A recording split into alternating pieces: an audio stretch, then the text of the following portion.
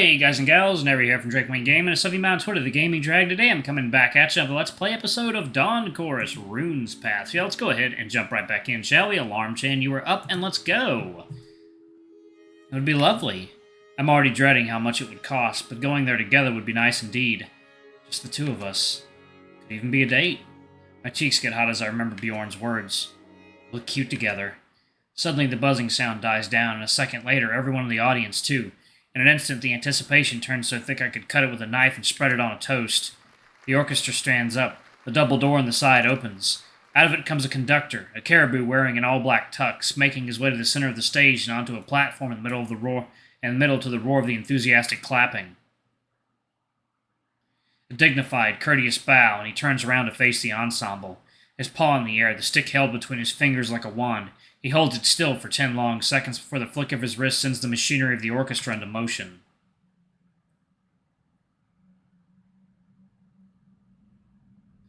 Infinite darkness stretching to the horizon and further. No, that's not right. There is no horizon here, no directions and no space.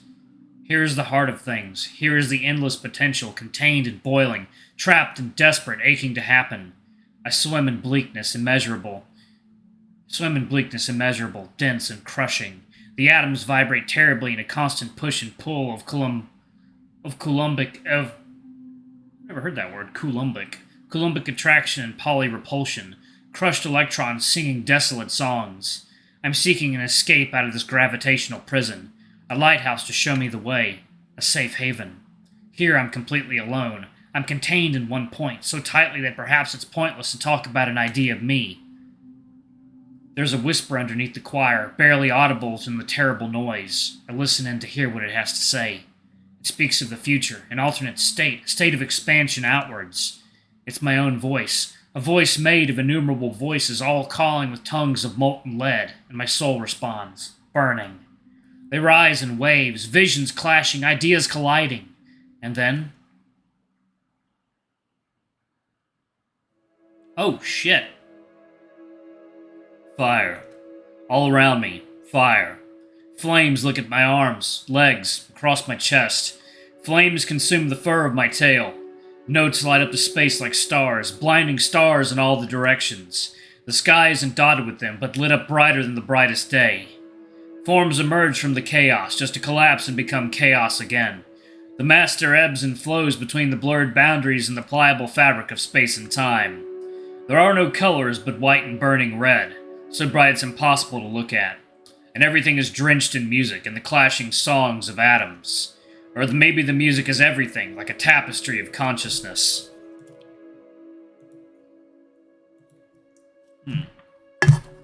Rune's Path has been the most surprising in my opinion. Visually, that is. Visually, it's absolutely stunning.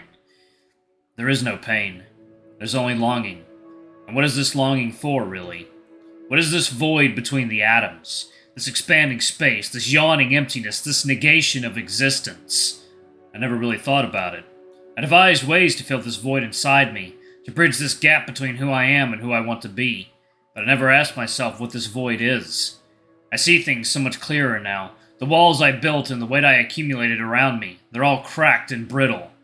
And this explosion, in becoming, gaps appear in the fabric of me. For everything I am, there are a million things I'll never be. Desperate to be everything, I look at others and see all the things I'm not. I set my aims wrongly. All my life I believed things about me that were plainly false.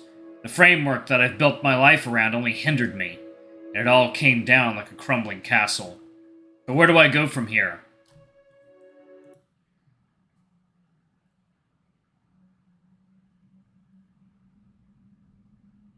I'm alone here. How long have I been roaming this place?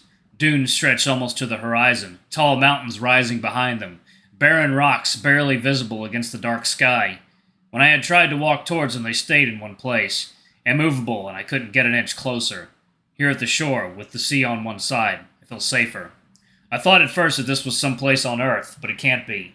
The laws of physics don't seem to apply here. Then I thought it was the surface of the moon, but that made no sense either. How would there be any sky or air? And the sky here is cloudier than I've ever seen before, gray and dark. Perhaps this is the afterlife. Could I be here if I'm still alive? If so, then perhaps I should understand it as a privilege, even if I'm terrified out of my mind. Maybe I'm dead. If so, then I don't remember how I died, if I really did. Maybe it's a blessing. Maybe it's better for me if I didn't remember.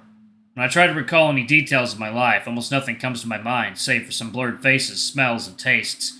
Everything is hazy and morphing, as if beyond a warped pane of glass, unreal and distant. I couldn't reach out to anything. Everything disappeared, but the question remained. What have I done to deserve this? Why am I here, in a space outside time where nothing happens? The ground shakes and rumbles, sand shifting between my padded fingers, as the voice says directly to my ears, "This is what happens to everyone. It's the place for reflection before you venture forward." My life starts to come back to me slowly, unfolding, like a flower blooming, and as petals gain color and unfurl, all my friendships, all my bonds and affections grow before my eyes. The loneliness crushes me, overwhelming and terrible.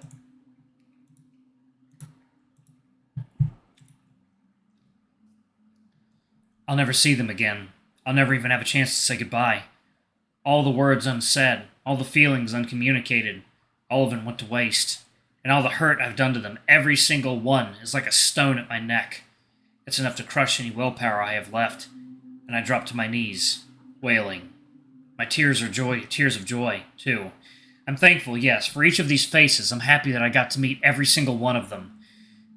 With them I felt fulfilled, a part of something bigger than me, a blossom on a cherry tree.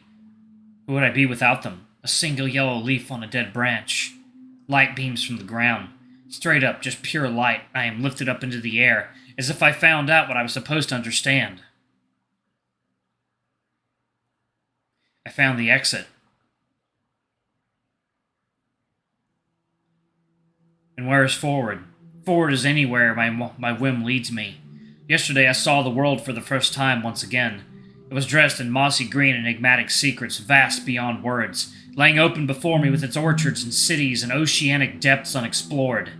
I looked up at the sky and saw the stars, feeling again the vertigo-inducing distance that separates us. I entered a grove and found myself lying on the forest floor. This is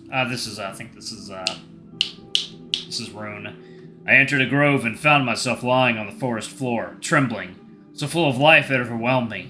I lay down next to me and trembled, too, with the endlessness of the beauty of everything that is warm under this sun. I'm gonna alternate their voices, actually, since it seems this is a shared experience for them. I couldn't spend my life in that place, no. But now I know I need to be there sometimes to regain strength and refresh myself. To lie down in the grass under the full face of the moon and see myself illuminated in its light, ever-changing and growing. To walk between the trees and touch the rough bark instead of imagining it from the bed of my room. If yesterday was an implosion into myself, the reduction to a single atom and then that atom dissolving into everything that ever was and will be, this is an explosion outwards. And that's where I go from here. Outwards. It was a naive thought, but the trees and the mountains, the sea and the sun rising and setting, the dawn chorus to greet me in the morning, and the bugs' night song were enough. I don't need anything more. But it was just as naive, if not more, to believe that I had to achieve something to be happy. I know that already. Casting the layers aside, digging down to the child within, seeing his eyes full of wonder. I know what I want, and I know what I need. I need to be taken care of, and I need to take care of people. I need to be a part of things, surrounded by life and laughter and conversations lasting until the morning, when we leave the flat to watch the sun rise over the land that's our home.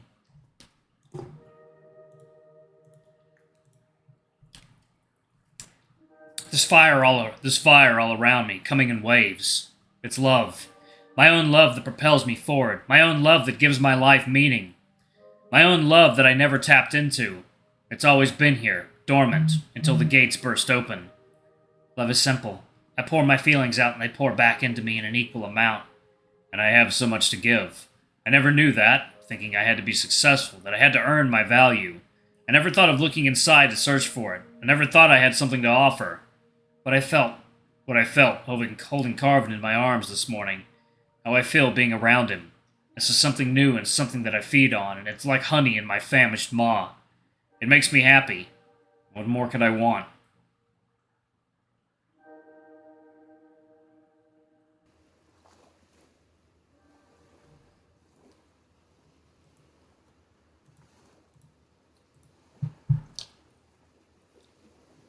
Water. Like a myriad faceted gem, distant lights reflecting in the shimmering surface, the ocean lies open before us. I listen in, slowly synchronizing my own internal rhythm with that of the waves. And I listen to myself. What does my body tell me? Electrical impulses go off like fireworks in my fingertips, traveling to my brain and back. I'm in love. The words echo in my head, peach-colored warmth spreading through my body. It's not like a sun's blazing heat, more like a warm blanket on a winter day, fuzzy and cozy. I'm in love. The warmth banishes all the heaviness in my limbs. I'm weightless. Hey, the water isn't that cold. If you keep moving, you won't even feel the cold. I'm good, thank you. If I had hooves, then maybe. I shout out from the beach to Rune, walking at the edge of the water, splashing it around. Waves roll over the trail of hoofprints he leaves in the wet sand, erasing it. Your loss! His laugh is sweet and melodic, like a flute. He breaks into a run, dashing ahead with a complete abandon. The spring in his strides more energetic than I've ever seen him. I'm so glad to see him like this again. I'd even love to join him, but maybe not this time. I'd rather sit here, comfy and warm in his jacket, and watch him with a wide smile on his snout again. He reaches the boulders at the end of the beach, kicking the sand high as he turns around and starts running back. It's night and day, him now and just a few hours ago. As if all the fatigue left him during those 2 hours of music. Are you sure? How about just a sprint, and you can keep your shoes on? I really feel nice just sitting here and watching the deer run, but seeing how happy it's making him, I can't decline. Hey, wait for me then! My backpack flies sideways onto the sand and I run after Rune, catching up to him when he slows down to let me. I'm glad you did. Such a nice place for a run. It is, though it is unexpected. I feel excited. So excited I don't really know what to do with all this energy. I spent the last years working all the time. Actually, I'm gonna pause it right there, y'all. Oh, thank y'all so much for watching. Don't forget to like, comment, subscribe, ring that notification bell, and check out our Patreon if you can. It always helps. Thank you to all of our lovely patrons. We appreciate everything you do for the channel. Y'all are wonderful. Anyway, I love you all, and I shall see y'all in the next video. Bye-bye!